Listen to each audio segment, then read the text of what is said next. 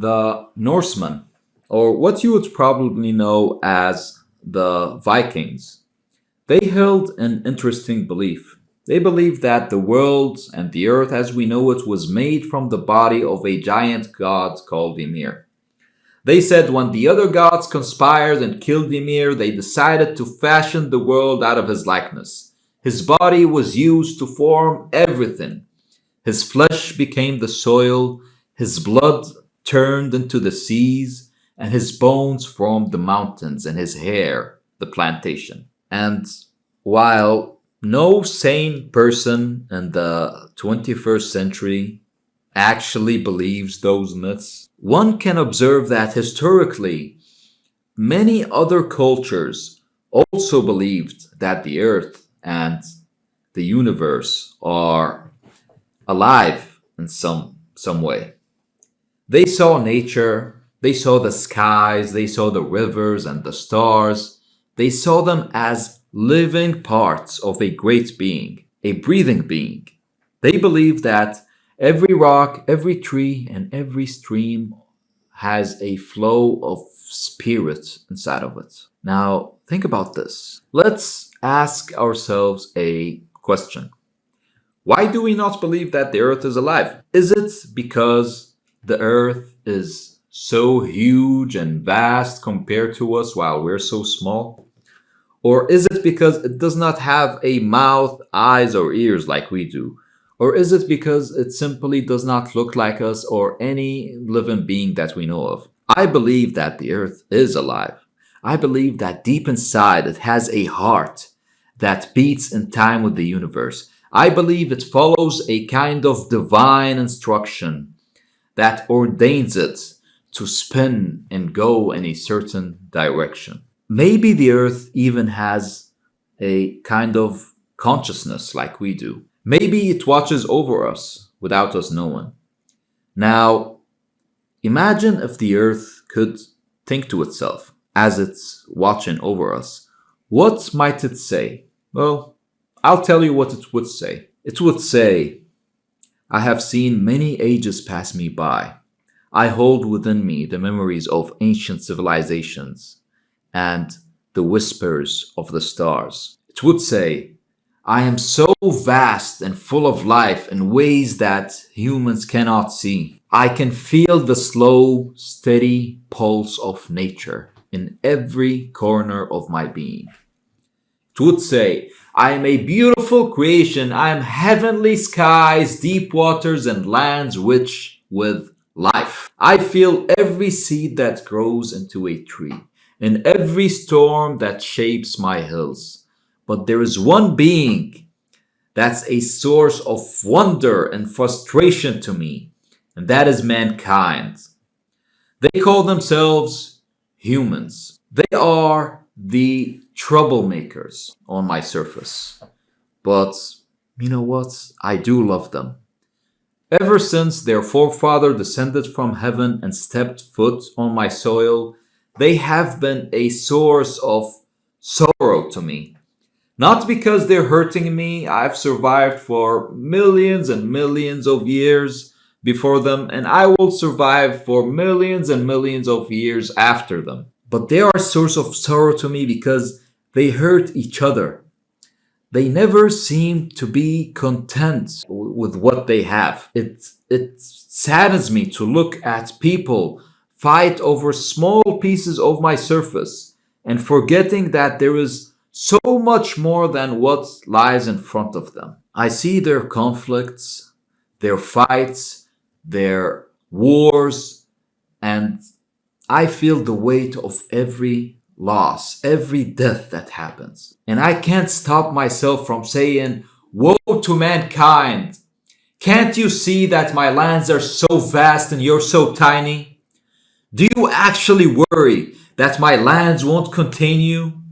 Don't you know that I was ordained by God to contain all of you altogether? Woe to mankind. Can't you see that my oceans, rivers, and lakes and wells are so many? Don't you know that I was ordained by God to quench your thirst altogether? Woe to mankind! Can't you see the vegetation and the animals are so many? Don't you know I was ordained by God to breed them, to grow them in numbers as you grow in numbers, so I can feed you and your descendants all together? Woe to mankind!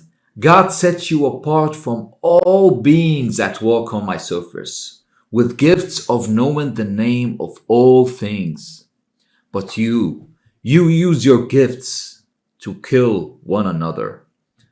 Woe to you! Woe to Cain! How dare you strike Abel? Can't you see that God gave him to you as a brother? That's what the earth would say.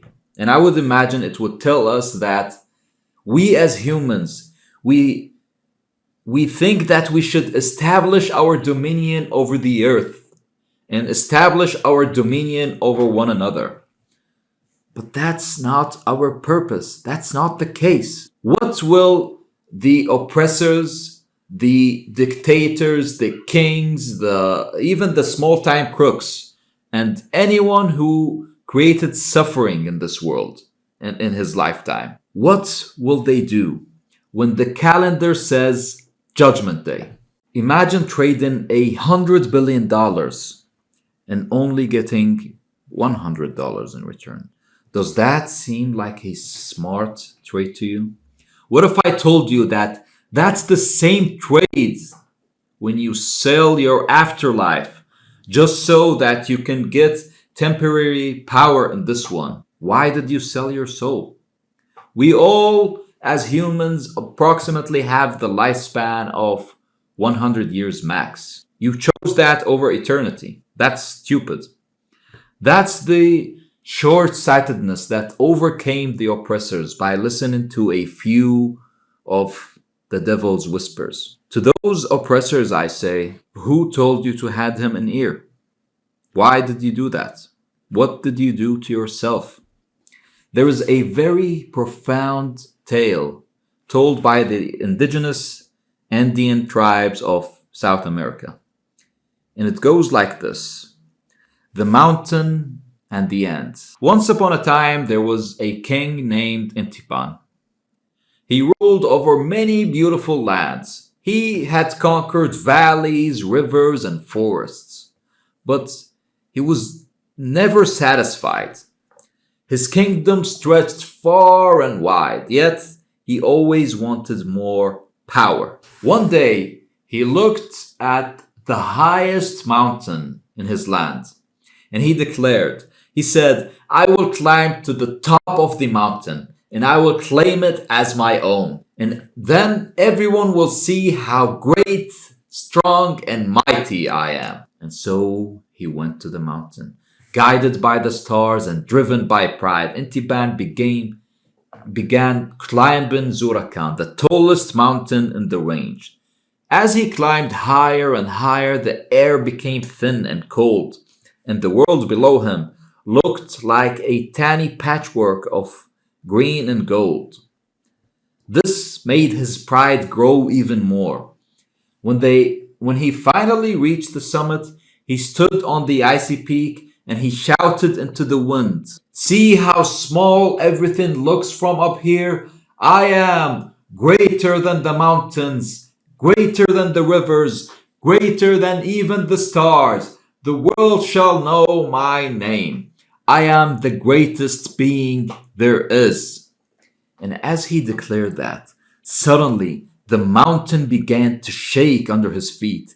A deep rumble came from within the earth, like the heartbeat of a giant sleeping creature. Snow slid down the slopes and rocks shifted. Then the mountain itself spoke in a voice that seemed to come from the stone. And the mountain said, I am Zurakan. I was born when the earth cried tears of fire. I stood here before humans descended from heavens, thousands and thousands of years before your kind knew how to light a torch. I was brewing a volcano inside of me. Who do you think you are? I will remain long after your bones turn to dust. You are a king, but to me you are nothing. You are just a quick flash in my memory. I have lived for thousands of years. You are like a grain of sand in a vast desert of time. And as he said that, as the mountain spoke for the first time, the king's pride began to crumble. He looked around and truly saw the world below him, the glaciers that craved the valleys of his kingdoms, the rivers that has shaped its plains, and the forests that had given shelter to his people. And in that moment, the king realized something. He realized how small his ambitions were compared to the earth's greatness and majesty. Just then, as he was looking on the ground, ashamed of what he has said and what the mountain told him, he looked at the ground and it was a tiny, no bigger than a grain of salt, but it was carrying a pebble twice its size, and it was an ant. The ant stopped when it felt the gaze of the king looking at it, and it spoke with a soft voice and it said, "Why do you stand here, O king of the humans? Why do you claim to rule what you don't even understand? Why can't you take my example? I am just a tiny creature. I build paths for others to follow. I care for seeds that will one day grow into forests. And I honor the earth by serving her, not by declaring my dominion over her." The king knelt down, and his crown slipped from his head, and he told the ant, "Please, teach me your wisdom." The ant climbed onto his hand and it led him to a crack in the rock where hundreds of ants were working together to build their own home. And the ant explained, it said, "We are small, but together we create something that's bigger than ourselves. You and your people, you, my dear king, and your people must learn to honor the earth too. Not as something to control and to manage, but as a living being to care for. The earth is your friend." When the king returned to his kingdom, he was completely changed by that incident.